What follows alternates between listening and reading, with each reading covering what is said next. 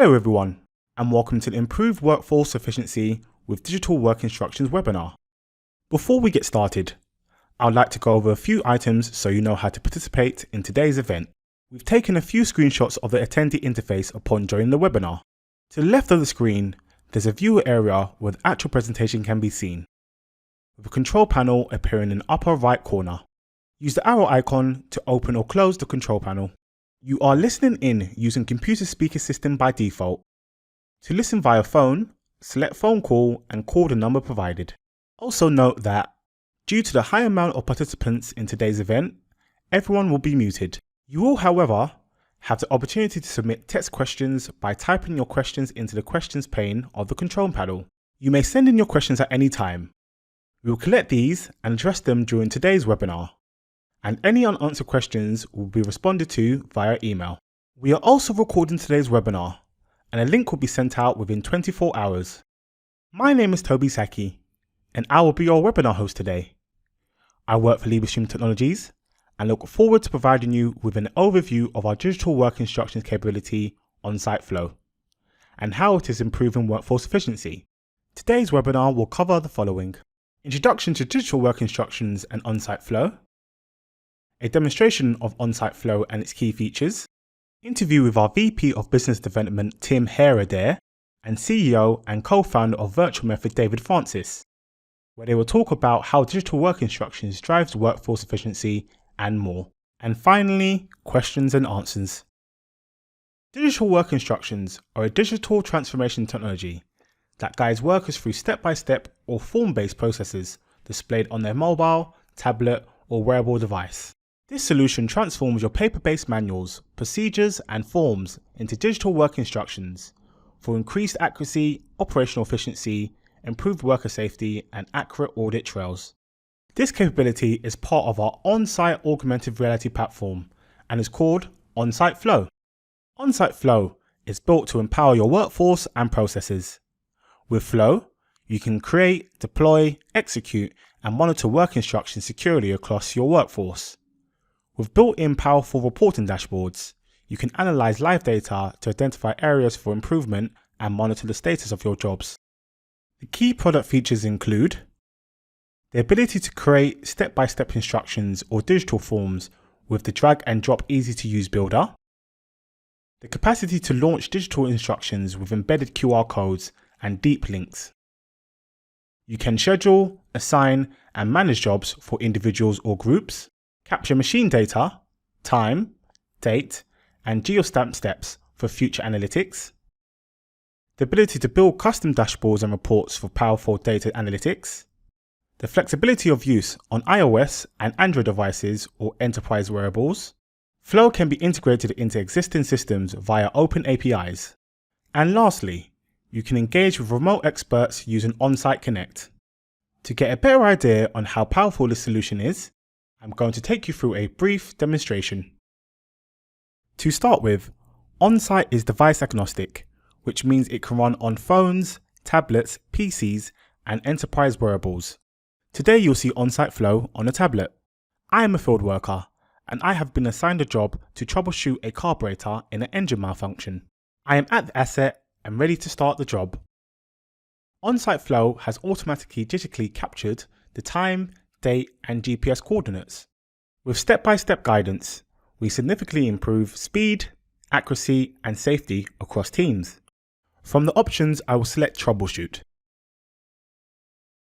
followed by confirming I am wearing the correct gear from the safety check. Moving on to the next step, there are instructions to launch the AI engine to locate the throttle plates and record the values of the IoT readings. As I am new to the role, I need some guidance on how to do this, so I'm going to reach out to my supervisor. From Onsight Flow, I can request help. Launch an Onsight Connect and allow me to place a call to my supervisor.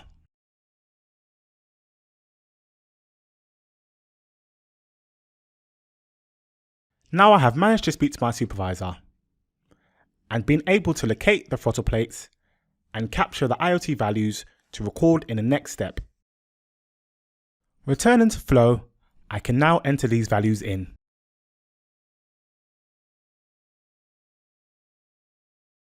The next step is to take a picture of the carburetor.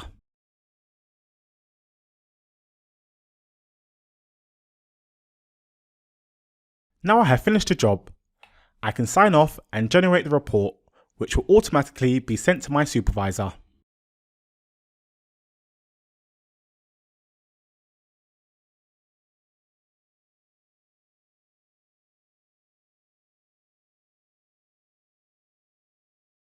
Next up, I'll be interviewing Tim Heradair, our VP of Business Development, and David Francis, the CEO and co-founder of Virtual Method.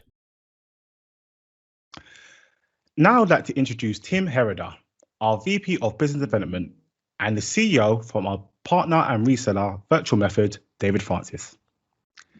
Tim is Vice President of Business Development for Librestream, responsible for technology, platform, strategy, and partnerships. Tim has spent the last 20 plus years in the product and business development, bringing interactive media and AR, VR products to market and building partner and customer ecosystems.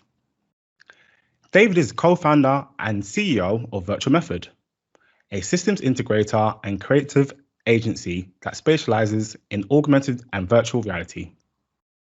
David is a thought leader on enterprise AR and VR and has over 10 years of experience at the forefront of consumer-facing and operational augmented and virtual reality. Hi, gents. How are you both doing today? Hi, Toby. Doing well. Awesome. Hey, Toby. Yeah, no, pretty good. Excellent, gents. Okay, so our first question. Why are companies looking into digital work instructions? Dave, you want to take that one first? Yeah, certainly. So one of the reasons they're looking into digital work instructions is because there's been a lot of digitization happening inside companies, inside the enterprise generally.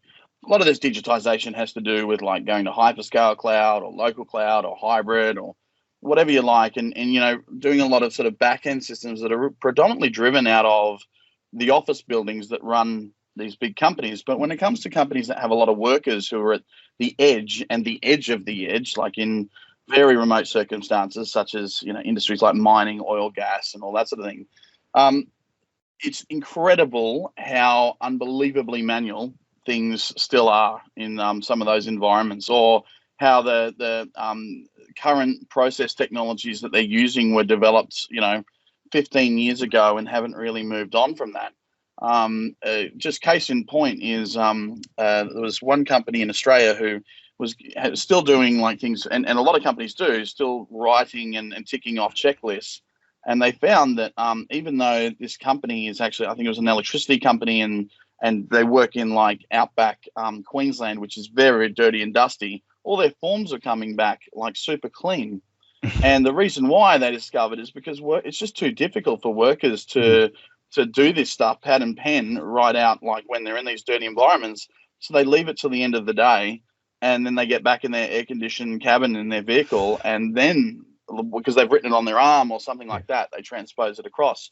And a lot of ICT teams just don't understand how incredibly manually things are being done at the edge of the edge. But finally now they are realizing that there is some sincere transformation and standardization even needed in these environments. I mean, it's often the case even that you'll have 5 engineers who can do a certain job, but they all do it a slightly different way. Yeah.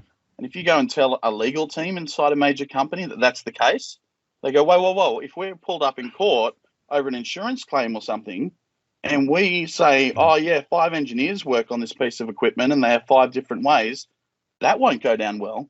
So that's why there is now a big push towards having this standardization, accountability, and digitized data capture at the edge. Yeah, let me add to that a little bit as well. We also see that by formalizing these processes, such that they're repeatable, as Dave mentioned, and that you can capture the data coming out of those jobs and then use it to improve the processes.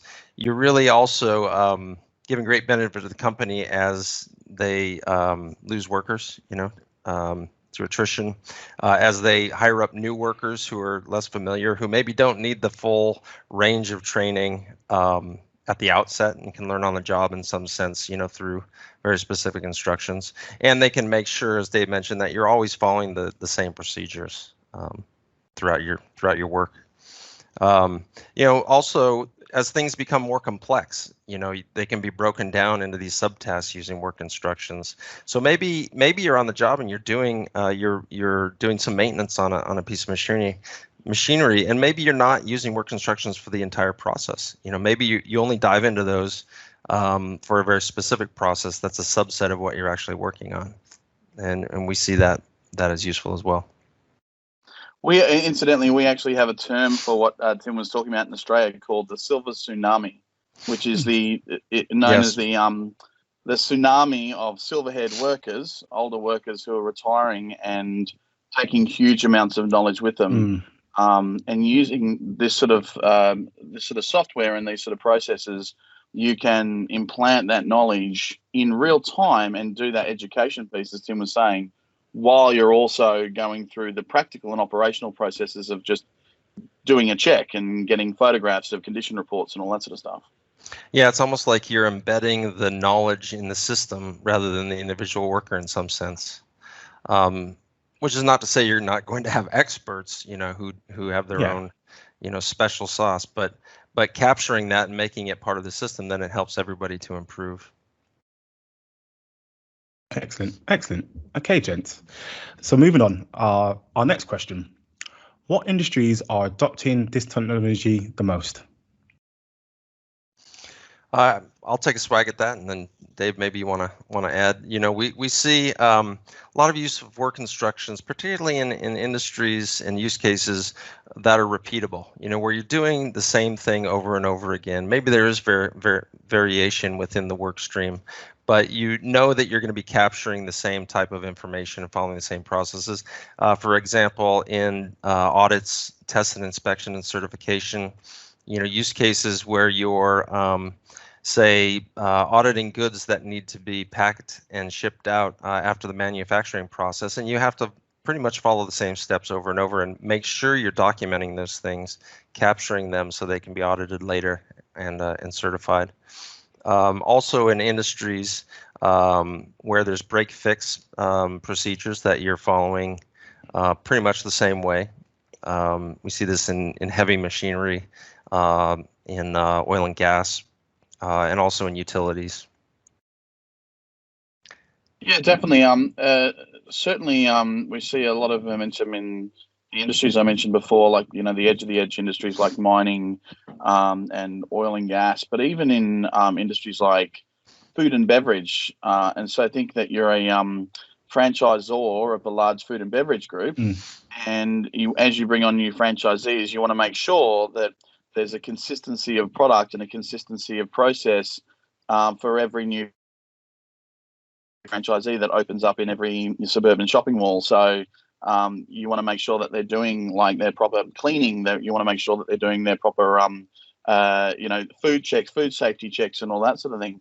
And even in the property industry, we're seeing some good momentum around property managers, building managers going around and doing checks and making sure that the lights are working and there's no water coming in on floors, and that the outside of the building is clear of anything that could be a danger or needs to be fixed, and therefore creating lists that can be triggered out of these workflows into other systems and help automatically spin up work reports. The other thing, sorry, I forgot to mention is what's quite incredible, and I've been, in a lot of workshops and looking at the manual ways that people do things. Even a company that creates does like ball bearings and all those sort of parts. I noticed that these guys, that what they do is they take photos with with their iPhone or with a camera, and then they sit at PowerPoint and drag and drop all these images in. So half of their work is just sitting at PowerPoint and trying to make it look pretty as a report to send to a customer. But in the software we're talking about, like in Onsight Flow, for example, as soon as you complete a workflow, the report can be automatically output. And if you want it in a certain format, it can actually mirror the format of your previous reporting before you move to this sort of more advanced software. So it's just even that reporting process that takes up so much time across so many industries. I mean, I don't think there's many really that don't have a need to standardize and capture information. And one other big thing that I'm very passionate about is also cognitive load. And this is where it's also really important in the health sector, because as human beings, we have a thing that's well documented by neurologists and psychologists and psychiatrists, etc., called the phonological loop. The phonological loop is a point of evolution as human beings where we are able, if we can transpose something out of our brains and into like a real world format, take action on something within 3 seconds, it doesn't need to become a neural synapse.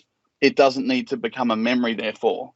So if you can like take a measurement, if you can look at a gauge, and if you can then make that recording in less than 3 seconds, there's zero cognitive load. Beyond 3 seconds, suddenly you have to make it a memory. It becomes cognitive load, and the chances of it falling out of your head or being transposed incorrectly increase exponentially from after 3 seconds onwards. So the ability in these workflows to literally look at that data point and bang, using, say, a wearable device with speech to text and just go 42.5. And then by the end of the day, you're feeling lightheaded and good about like the thousands of recordings you just made that day.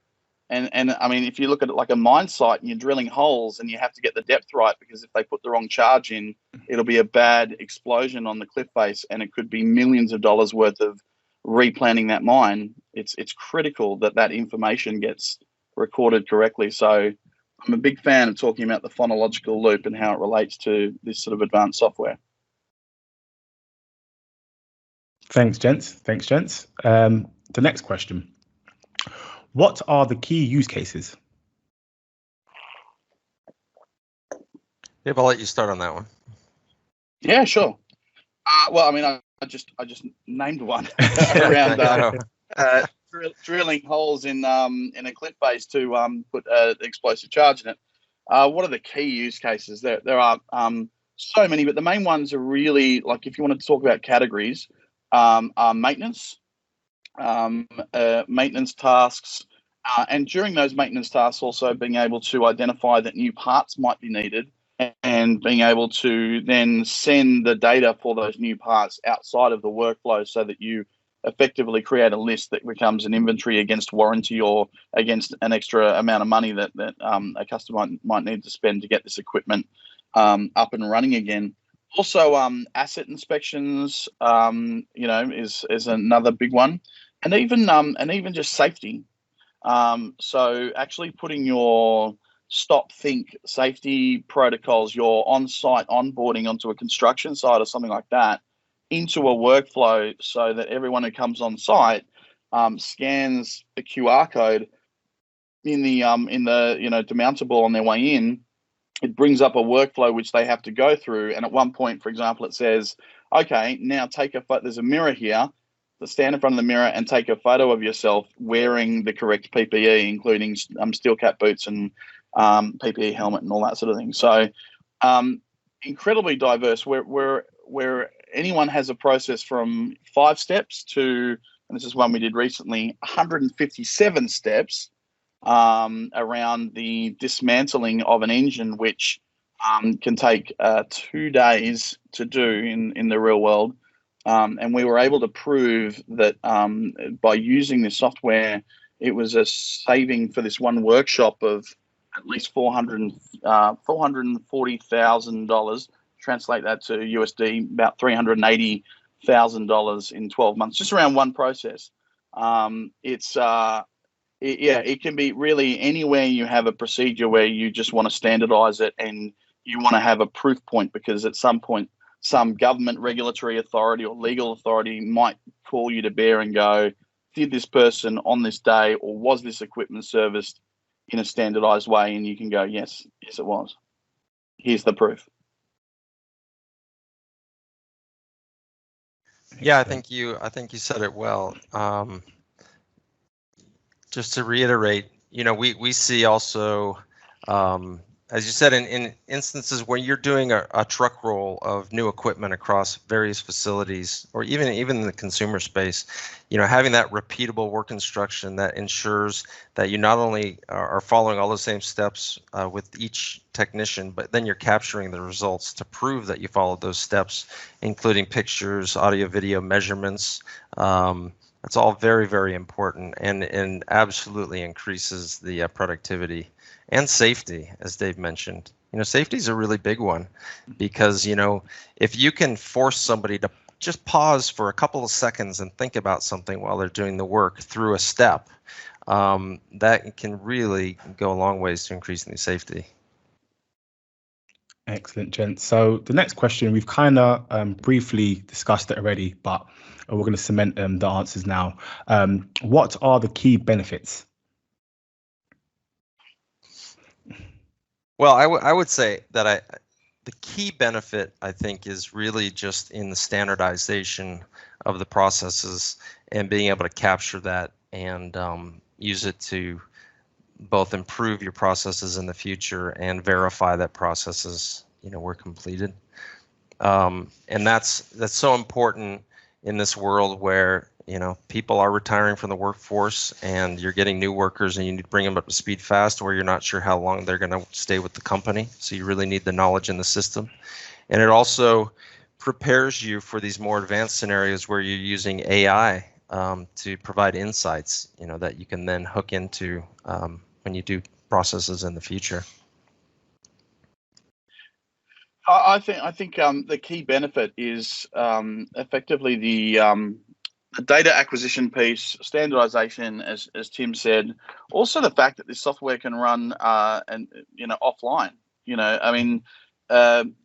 Onsight Connect, for example, is unbeatable in terms of working in very low bandwidth places, and it's great, incidentally, when you're running a workflow and you really get stuck, you can just say request help, and bang, it opens up Onsight Connect, and you can have a more in-depth sort of assistance and then jump back into the workflow. But when you just don't have any connectivity, like you're in the bowels of a construction development, it's like a Faraday cage down there, the fact that you can actually run all these workflows and processes offline, and as soon as you come back up and onto LTE or whatever, it all just syncs to the cloud and triggers other action points is really powerful. I think increasingly as well, we're going to see in workflow triggers, into other parts of the sort of operational software ecosystem become bigger and bigger and bigger, where if somebody marks something as critical in a workflow, it automatically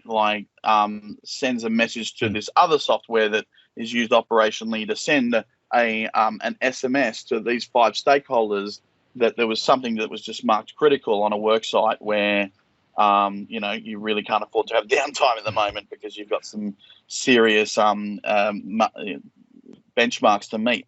So I think that increasingly people are going to see the value in it, in just and going back to my very first point, just in the digitization of what is happening at the edge of the edge. I had a customer the other day work out, because they'd gone and done time and motion against their traditional processes of using Onsight Flow. They'd gone really deep into it, and they'd had their non-tech loving engineers go and do this for them as well.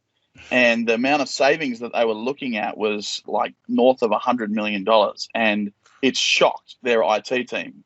They're just it's almost a political issue inside. They're going, how can we have missed that there is this much optimization to be done? And it's just because you go and walk a mile in the shoes of these men and women that are in the field, and just understand what they're trying to deal with on a daily basis, and how this sort of software can make it so much easier for them. And as Tim was saying before, the fact that you're measuring them as data points is not about Big Brother. It's more about going, oh, well, why is this person, struggling with this? Do we need to maybe bring them back in and give them retraining and all this sort of stuff? It's about making sure that no one goes overlooked, and that they're not, just out there struggling every day because someone can step in and help them. So yeah, I mean, there's so many benefits for the enterprise, but I really feel like this is probably one of the most overlooked areas by ICT teams, in my experience, that of digital transformation. They're all looking at automation. They're all looking at, hey, how can we put bots and automated machines and all this sort of thing on site? But this sort of software really superpowers, like supercharges your human workers out there, turns them into connected workers. So there are massive amounts of stopgap productivity optimizations and cost savings to be made before you have to go and put in a point of full automation, in your business. If you just give the workers these sort of tools, and allow them to evolve.